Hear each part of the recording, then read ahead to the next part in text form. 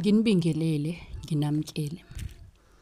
Uma umusha kule channel sicela ke ushaye subscribe ukuze ke ngokulandelayo uma unombuzo impendulo yakho izosheshe ifinyelele kumakhalekhukhwini wakho, uzoyitholela nje i-notification okungeyakho.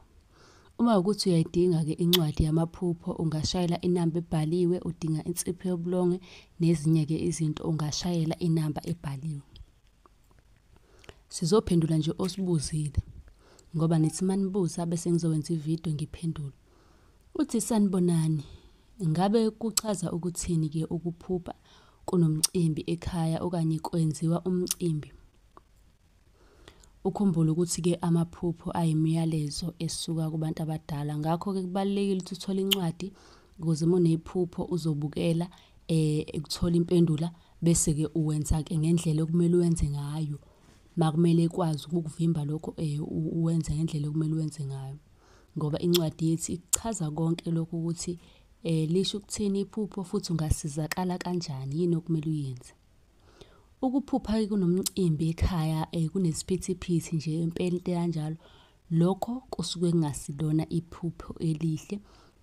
Ngokujwayelekile kuyaye kuthiwa lokho kubika isifo. Okungenzeka ukuthi-ke abadala bayanibonisa noma ngithi bayakubonisa ukuthi kukhona okungahambi kahle ekhaya, kungenzeka ukuthi kuvele isifo.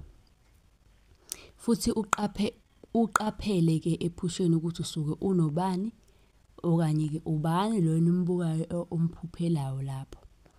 Kuthiwa kusuke kumele ukuqaphele lokho kanjalo ngoba nakho kuyangena kuleso sibonakaliso sakho ukuthi kumele wenze njani, yini okumele isukumele, kumele ushone ngaphi. Usungasithinta-ke kule nombolo, ungakhohlwa bakithi ukushaya subscribe. Usithinte kule nombolo uma ukuthi udinga okukhona la esinakho, sizobe sesikuposela okanye-ke sihlangane nawe sikunikeze la esikhona. Nisale kahle.